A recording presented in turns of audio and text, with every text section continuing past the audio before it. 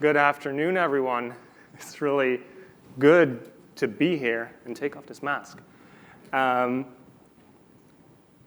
the Innovations in Management Conference, and to cap off your first day here, I have to say it's my first time back teaching in person since the start of the pandemic, and how fitting that it is for this conference where we talk about what we should do and can expect after the pandemic.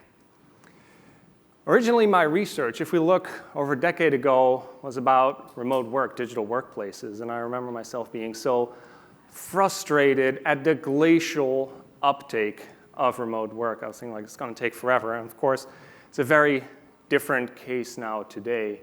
And a number of executives that over the past year have approached me and said, it's like, Nick, we did it. We've digitally transformed. All of our employees can now work remotely. We have digitized work and our workforce, and we have done it at a record pace. Well, to that, I typically had two responses. The first one was, that is incredible, period. But be mindful that digitizing work and your workforce does not constitute a digital transformation. The second was more of a question. Why is it that all of a sudden we've been able to do this so much faster? I mean, aside from the burning platform of not being able to continue our business if we didn't, right? Just by show of hands, who among you would say is like, in our organization, we have accelerated since the start of the pandemic? All right, that's quite a number of hands, and I wonder, why is this? And that's what fueled my research project at the end of last year and now, because the days in which we would rely on our IT unit to enable the business with technology, they're long gone. Today, I'd say that digital is everybody's business, and we want to be inspired by technology, about everything that it makes possible, all the things that you've heard about today. So how are we going to design ourselves as an organization to make the most of all those technologies? Not just to respond faster to threats like a pandemic, but to make use of opportunities of all those technologies that you've undoubtedly heard about today, about analytics, AI, automation, edge computing, all of those really exciting things. And I'd say is we need to organize ourselves in a way that we enable everyone to be inspired by technology. In order to do that, we need to think about our decision rights for digital. Decision rights determine who has the authority and accountability for key decisions in our organization. So in this session, let's focus on who has those authorities and accountabilities for digital. And I'll share with you a framework of decision rights guardrails. And like their counterparts on the highway, these guardrails serve several purposes. They protect us.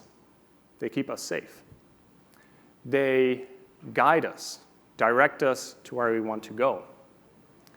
But perhaps most importantly, they give us the confidence to go faster. And there's 4 guardrails that I'll show you in a moment. So the research I'm sharing with you today is based on research projects from actually several years now that I've conducted with my colleagues at the MIT Sloan Center for Information Systems Research. And it's made possible by the companies that you see on the left-hand side of the screen here. These are our sponsors and patrons. And they help us to fulfill our mission, which is to help companies succeed in the digital economy. On the right-hand side, you see our research projects, and if you're interested in these projects or in the outcomes of these very different research projects, you can scan and follow the QR code you see in the bottom right-hand side of the slide, and it will guide you to our website, cisr.mit.edu. You'll find these QR codes throughout the presentation, and they'll guide you to the research briefings and case studies that are related to the slide I'm talking about at any given point in time. All right. first thing to get out of the way, there's two key dimensions to your transformation. I mentioned digitization earlier, digitization of work and the workforce. It's only part of one half of your transformation. Digitization is all about operational efficiency. How are you going to use technology to get rid of the silos and the complexity that has been created over so many years in your organization? Complexity of systems, of data, of processes, quite frankly, of habits. So that is one side. And the thing is, you use this technology to go to a whole new level in engaging with your clients, but you keep producing and delivering the products and services you've always delivered, but you do it at a level that was not possible before because of technology. So you really must be digitized, right? Your customers will expect you to. But as I said, it's only one half. The other half is becoming digital as a company. It's all about rapid innovation. A digital company thinks about addressing their customers' needs and using technology to do so. It's about creating radically new value offerings, digital offerings, as we like to call them, which are a combination of, on the one hand, what technology makes possible, capabilities of digital, and on the other hand, what it is that the customer wants and needs, and quite frankly, what they're willing to pay for. I mean, you can have the greatest idea and digital possibilities that you see for technologies, but if your customer is not willing to pay for it, that's not all that great for your company. Now, the good news is you can market, and you can nudge and do all of those things to influence customer needs. But the thing I should caution you for is to not think that you know better than your customer what it is that they need or want. You do not know that better than they do. Instead, what is important is to have your teams work with customers to really figure out together what it is that they want, so that you can combine this, on the one hand, the capabilities that technologies offer, on the other hand, the needs of the customer, working hand in glove together, doing test and learn iterative cycles to land on a viable digital offering. So it's about creating this ambidexterity. With the one hand, you take out costs, and with the other, you create new value. It's about digitization and digital. It's about the company and the customer. It's about efficiency and innovation. Note that I'm not saying it's either or. This is all both and. Because to make it 100% clear, you will need to become excellent at doing both. But the thing is that in our companies, we are very comfortable with this part of the equation, using technology to address the complexity and silos that we have in our organizations today. It's something, using technology to improve operational processes is something that we've been doing for at least 50 years, which is about as long as MIT Scissor has been around. But digital, on the other hand, requires a whole different skill set.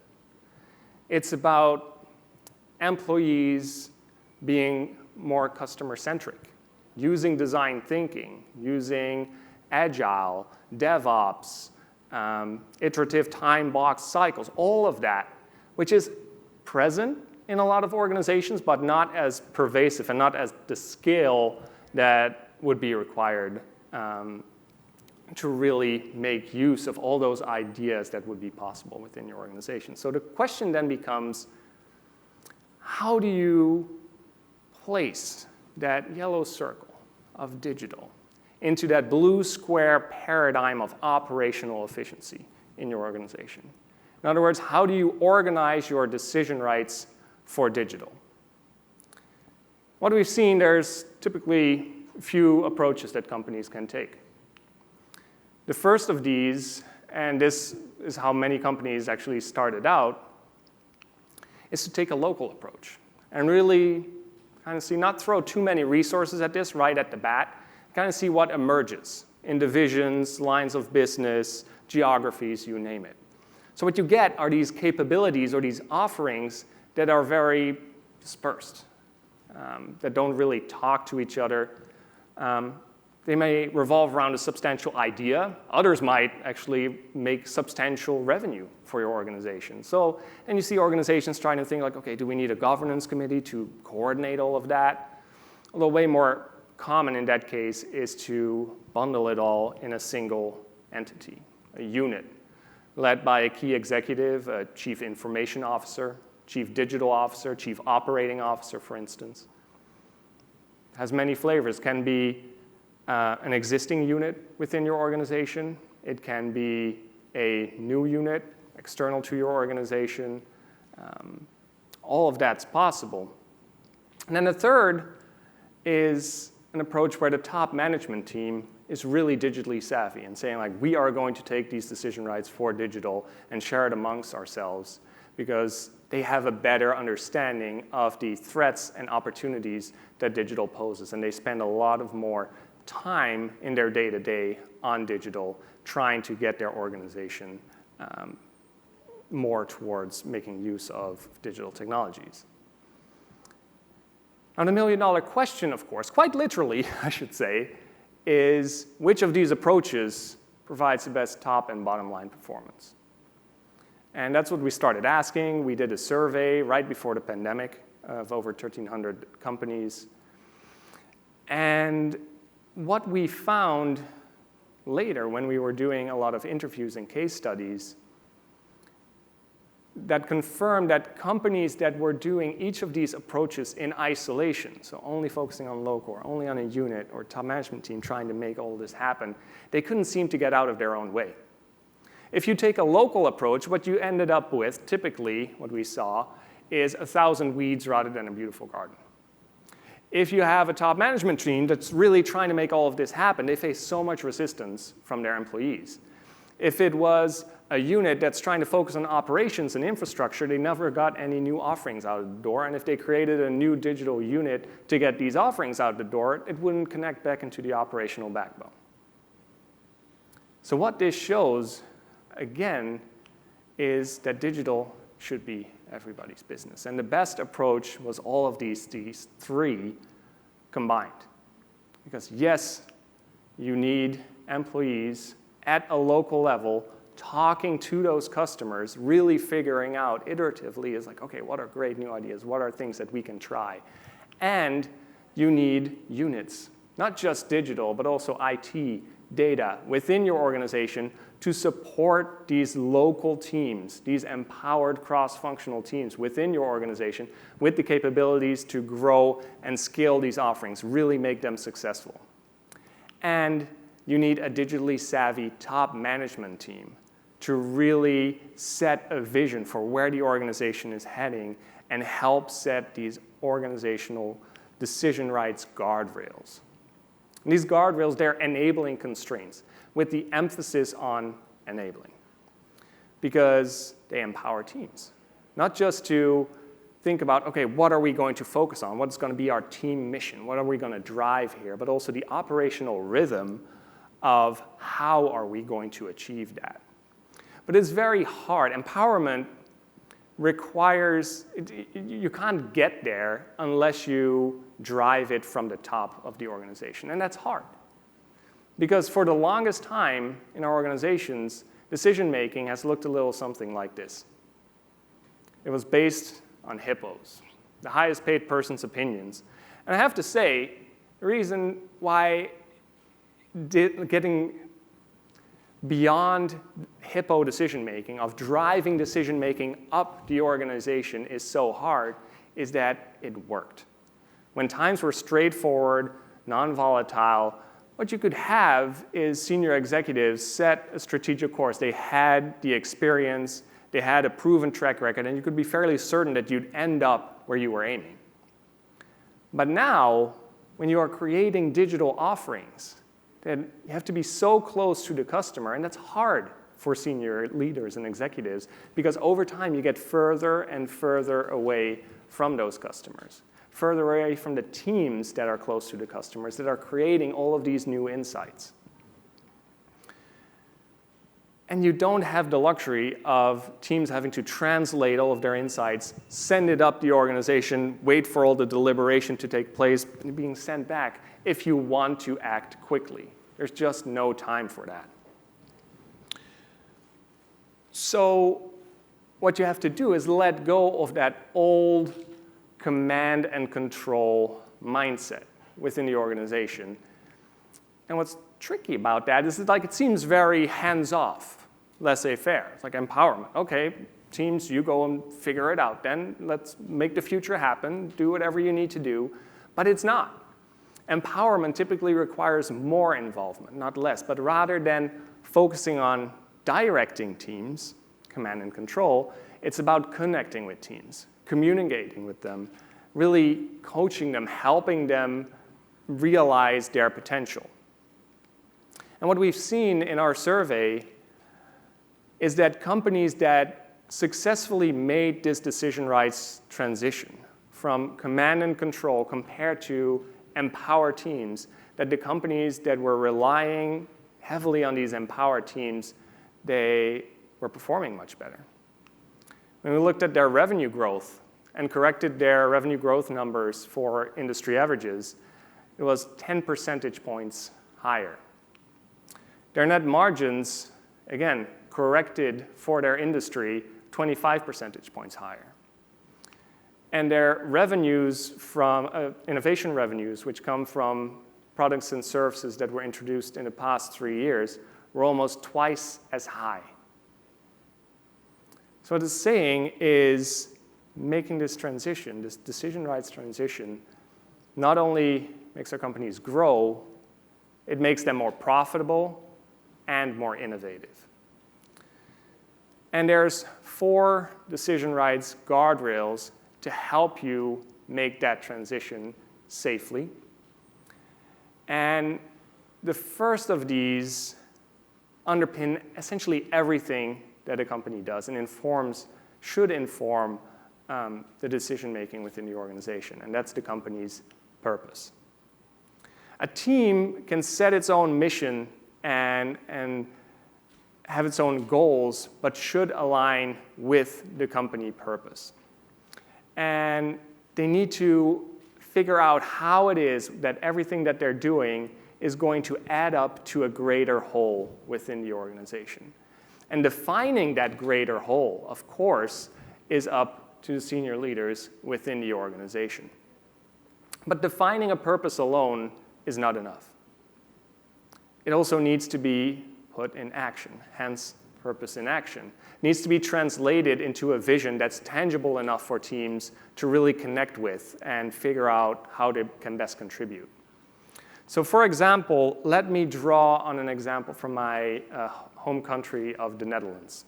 It's one of the most iconic brands there, and that is Phillips. This is the company known for creating the cassette tape and the CD.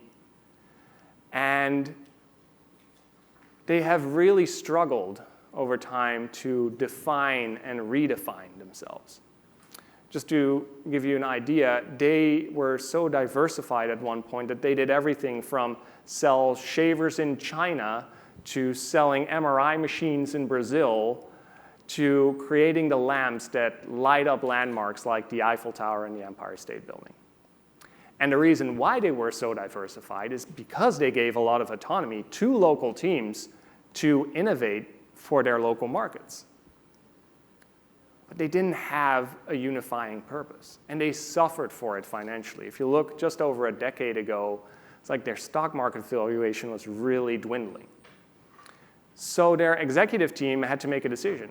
And they said, we are going to focus, and this was big in the Netherlands when they made this tack, but they were going to focus and become a health technology company.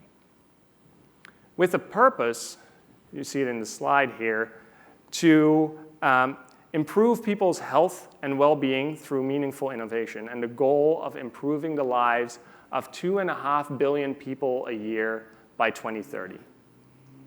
It's a great purpose. But like I said, you have to put it in action. So what they did is they used a lean process called Hoshinkanri, and they really had frequent conversations and goal-setting exercises between all the way from senior leaders to solutions leaders within the organization, and figure out, okay, how can we get to that number of 2.5 billion? And what they landed on was what they like to call the Quadruple Aim, which is, one, they want to improve healthcare outcomes. Two, they want to reduce healthcare costs. Three, they want to improve the patient experience. And four, they want to improve the work life of healthcare providers. Now you can see teams that want to tackle each of these, it's quite different whether you are working on one or the other. But it's important for teams to know, where are we going to hook in? How are we going to contribute? So they engage now in regular goal-setting exercises and communicating for, okay, this quarter we are going to work on this. And then they see, it's like, are we delivering? Are our expectations working out? Are the customers buying this? Is this something that they want? What do we need to change? And it's a learning experience as they go, which, of course, as they go along and they gain all these insights, changes the purpose over time. It evolves as the teams move along as well, making it this purpose in action. So that's the first guardrail. The second guardrail is all about making sure that we don't move from the hippo to the zebra. And a zebra is someone who, in their decision-making, uses zero evidence but is really arrogant. These are the teams that say, it's like, yes, you have to trust me. I really know the customer. I don't have any hard data right now, but believe me, this is going to work. Right? This is what I talked about before. So what we want to move towards is preventing this. So it's about removing information asymmetries that exist within our organization and create what we like to call democracy of data. And when you create democracy of data, you want to make sure that you enable employees, you give them access to and the ability to make sense of all of the data within the organization that they need to make evidence-based decisions. Now that sounds like a big thing that I'm putting out here, because it sounds like, oh, is he saying, all the data should be available unless it's illegal or unethical to do so? At first, I wanted to say that, but of course I realized we have things like GDPR and HIPAA and CCPA and all of that. So the goal is to make all of this data available at its intended level of use. So if we have customer data, does it need to be available to everyone at that exact level, that customer level data with all the personally identifiable information? No. But if we aggregate it, anonymize it, a lot of teams within the organization can make use of it. Because if we don't do that, if we don't free up this data that exists within silos, honestly, the question of data ownership in organizations, it matters so much that it constrains decision rights in an organization. It really creates bottlenecks. And we want to ideally change that. So it's really important for data units or centers of excellence within the organization. They have a really important role to play here because they're typically the ones in charge of the data platforms. They provide data federation, virtualization, self-service business intelligence. Very important. Perhaps more importantly, they take care of metadata management, data quality management. They set norms of acceptable data use. All of that is key. And on top of that, then they provide data scientists to collaborate with teams. Sometimes they provide data science training. Because if teams want to take that data and turn them into insights, they need to have the ability to really make sense and analyze and interact with this data effectively. And one of the companies that really gets this is the Development Bank of Singapore. What you see here is the cover of their 2017 annual report, which came out right after they had won the title by Euromoney of World's Best Digital Bank. And one of the ways in which they won this award was because they focused on essentially becoming a 24,000-person startup. And they realized that one of the ways in which they could become a 24,000-person startup was through democracy of data. And they created this curriculum called the Data Heroes Program, which was made available for everyone from the bank teller level all the way up to the top management team that focused on data and analytics and making sure that everyone could make sense of that data and could turn all of that raw data into valuable insights for the company. And also, when they were interacting with the data scientists of the company, that they could do so more effectively. And it's been really, really successful for them. They had over 2/3 of the company engage in that program. So talk about democratizing data. It's like huge uptake. Now, that being said, I mentioned earlier, you can't have access to all the data, or you can't make every decision you'd like to as an employee in the organization. There will always be some rules, standards, policies to follow, which is why the third guardrail is called minimum viable policy. Now, unlike its counterpart with products, the goal is not to start small and make it bigger. It's the exact opposite. The goal is to get rid of all of the rules and regulations and policies that have accumulated over time and that slow the organization down through sheer complexity. And what you want to leave instead are those policies that make sure that you can remain compliant and act with speed, because some key decisions will have already been made for employees. That's what policy is, decisions that are made for you. But landing on, okay, what is minimally viable requires some experimentation, some dialogue. So we hear a lot from organizations now in which they say, it's like, okay, we take a comply or explain approach. We know we can't prescribe everything to teams. But what we can do is set a few baselines and offer up a few alternatives and solutions. And we expect teams to follow those. But if they don't, that's OK too, as long as they tell us. And typically, that's a specific committee. They tell us why not. Right? Why do you need this exception? The other thing that it requires is an incessant focus on removing roadblocks. For example, one company that we've recently studied is Toyota Connected.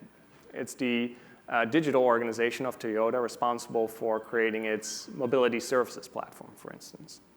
So if you were to hop on a plane to Hawaii and you want to get a rental car for an hour, you can hop on an app that they've developed and do so. And the senior leaders there, they say it's not our job to tell our teams what to do or how to do it. Our role is to help remove roadblocks. So they do. Every day, at the end of the day, 5 o'clock, they have what they call EAT, the Executive Action Team. And they focus on removing those roadblocks, on figuring out what is standing in teams' way of moving faster. And should we be removing certain policies or standards or procedures, or should we put some in place to do that? Removing obstacles is a very important part of this. Another obstacle that a lot of teams run into, which is the fourth, deals with the fourth guardrail, resources to run, is not having the physical, financial, or human resources to execute on great ideas. It happens very often. And why it happens is because in organizations, the way that we approach resource allocation is essentially inefficient, especially if we want to deal with digital offerings and regular pivoting and adjusting. Doesn't work, because what do our systems look like right now? It's typically project-based. We say it's like, okay, it's set for the upcoming year. So if you want to make changes during the year, too bad. It creates a lot of competition between teams, a lot of friction. So that doesn't really help. So what we see now is companies are trying to experiment. What are alternative approaches to allocating these resources? So they land on things like venture capital approaches, or providing contingent budgets to teams that they can unlock. But that only works if the organizational body that is responsible for unlocking that budget or allocating that budget is as close to the customer and understands it as well as the teams do. Because otherwise what you create is even more bottlenecks in the processes that are introducing a lot of start-stops for teams. So the other approach we hear now is focused more on empowered resource allocation, looking at certain value streams. Are there teams that focus on similar customers, on similar products, and can you allocate resources to those so that they can allocate it amongst themselves? We also have on our website a case available written by my colleagues Martin Mocker and Nils Fonstad on Munich Re, a German reinsurance company. And they used to have the situation where if you wanted an investment, resources allocated to create a new digital offering, then you would have to send it to the IT investment board. And they would consider it, would be very far removed from the customer, it would take a very long time to be decided upon, and your digital offering proposal would be considered alongside typical lights on requests or requests to remain compliant. And that really doesn't work, because all those new ideas will always lose out on those more urgent, direct, must-do investments that are required. So they set up a new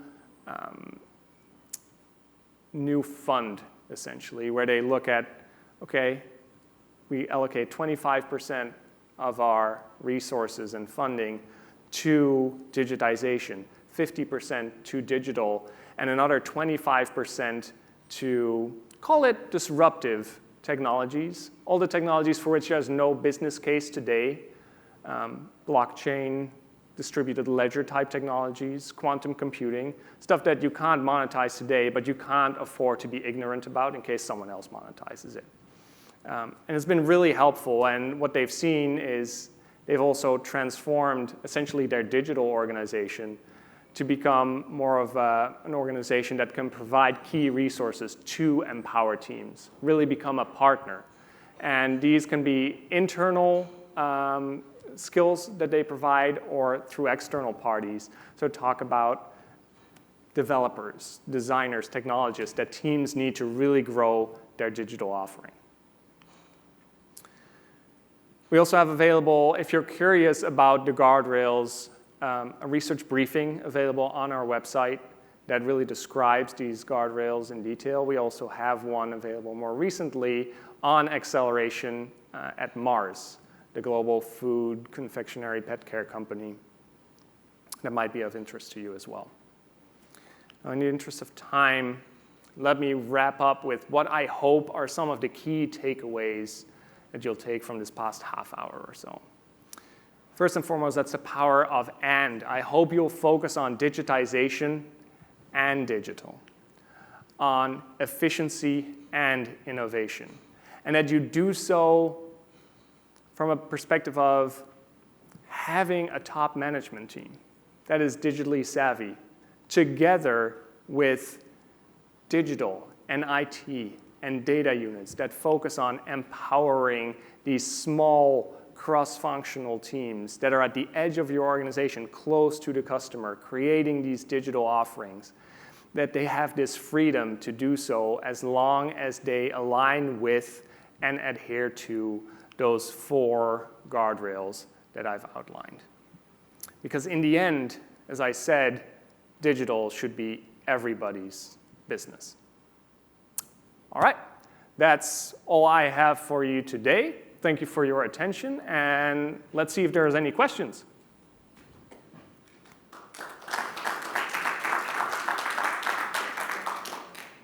All right, is there a priority recommendation for pursuing the 4 guardrail objectives? Should organizations start with the purpose in action? I think it's really important. We are looking at a new survey right now that looks at, I don't know if we can say the order in which you should address them. I would say they're all 4 of them are really important.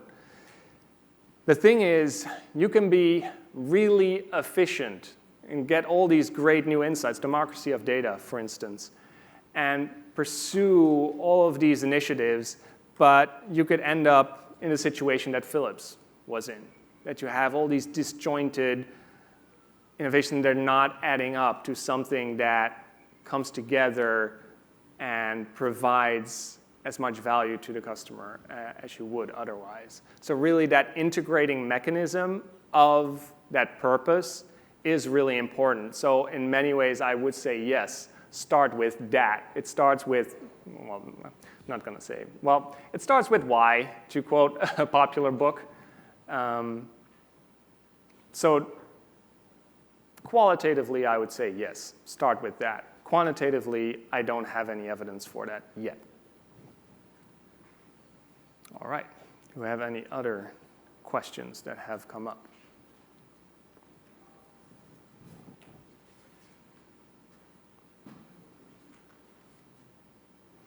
All right. Oh, yeah, you may definitely ask in person. Let me come over. Oh, yeah, no problem. Practically speaking, is transforming going to the cloud becoming kind of predetermined and requirement? Is moving to the cloud a requirement? I know it's not really, you don't have to, but is it practically speaking you need to do this now? Or? Well, all right, so this is a very specific question in whether moving to the cloud is required for a digital transformation. I don't see a lot of organizations that are successful that have not moved significantly towards the cloud or are in the process of moving significantly to the cloud. In terms of the capabilities that it offers, and in many ways also the costs, there can be a lot of benefits there. I'm sure that there are examples out there of companies that say, like, actually for us on-prem is the way to go, and I can see how for privacy and data regulations, all that kind of stuff would be important. Yeah. But generally, the cloud is where we see everything moving, absolutely. All right. What is the appropriate scope of a local initiative versus a unit initiative? Is there a specific example that would help? All right, so if you have a local initiative, let me think if I can. So let's say you have Phillips, because I used them earlier, and they are focusing on, again, using the shavers in China, example. Like that is a very localized market, and they can see is like, oh, actually for us in China, the requirements for that local customer are a little bit different, so let me see if I can innovate for that. Whereas when I'm talking about a unit approach, I am not talking about a specific market or a division or a segment. I'm talking about consolidating all of those innovation efforts, all of those digital offerings into a single unit. So that can be, like I said, within the organization, the IT unit. Sometimes it's the R&D unit. It's a digital unit. Sometimes it's a new organization that is set up in that way. So is there a scope for when you would do it in one versus the other? I think in general, what I would advocate for is that you would have teams at that local level be able to innovate, come up with these new digital offerings with the support of a unit. Are there elements within that digital offering that need to be tackled by a unit, definitely. Those are the components that are organization-wide, making sure that it does plug into that operational backbone. Then it becomes part of the scope and the remit of the unit. But that unit, in turn, it's like the people from the unit that take care of that should partially be embedded in the digital offering team, if that makes sense in a way. Does it? Okay, I see some head nods. Right. If you are leading an enterprise transformation, how do you incorporate this decision-making rights into developing appropriate business models? So it's a really interesting question. We have two researchers within MIT CISR that focus on digital business models, Peter Weil and Stephanie Werner. And this question comes up a lot because you want senior executives to, like I said, set that purpose and really set that high-level strategy. You don't want someone at a local level within a division going like, actually, I think that we should become an ecosystem driver. Right? This is not the type of decision that you want them to make. So this is senior level executives, and that's why they've also got research on digital savvy of top management teams and boards, if you're interested. Take a look at our website for that as well. But that is the senior management's job to set that. That's why the digitally savvy of those senior executives is so important in order to do that. If a company is not sold yet about the which high-level steps should they take, starting with digitization to eventually get to digital? So when it comes to digitization, if you keep focusing, you can just keep spinning your wheels almost with digitization because there is so much complexity that you're dealing with. There's always a next thing that you can be addressing. I don't think you have the luxury to wait with digital until you've fixed your operational backbone and really created that digitization to the extent that you are looking for. I think now is the time to really start to experiment and figure out what are some of these digital offerings that we can and should be creating, and start small. And then see if you can grow it from there. If they are not sold yet about the importance of digital, I would look around and say, it's like, don't want to say wake up, but there's enough evidence of other companies and the threat of digital technologies to really upend your industry, and competitors see what they're doing in this area. Could you give examples of decision power that business units at the local level should have? So this is one area where we're going to explore way more next year. What are the things that we want to leave up, not just to business units, but even to individual teams that are in charge of digital offerings? That you want these teams, and I don't think that there's going to be like a big universal thing that I can say to everyone. It's like, okay, this in general is going to be best for a team or a business unit to decide on. Because it depends. If you take an organization like Mars that I've recently studied, they want to give a lot of autonomy to their verticals, to pet care, to make decisions that are best for pet care because they're totally different from confectionery. Whereas in other organizations like a Cemex, global ready-mix and cement manufacturer, it is totally different where they might, for instance, want to look more towards geographies. So the types of decision rights will depend on that level of centralization that you're looking for. And I'll be looking next year into the IT decisions that you'll have to make from a platform perspective of things that you will standardize versus leave up to choice, and see if we can see any trends there. So I'd say stay peeled for that. All right. Thanks so much.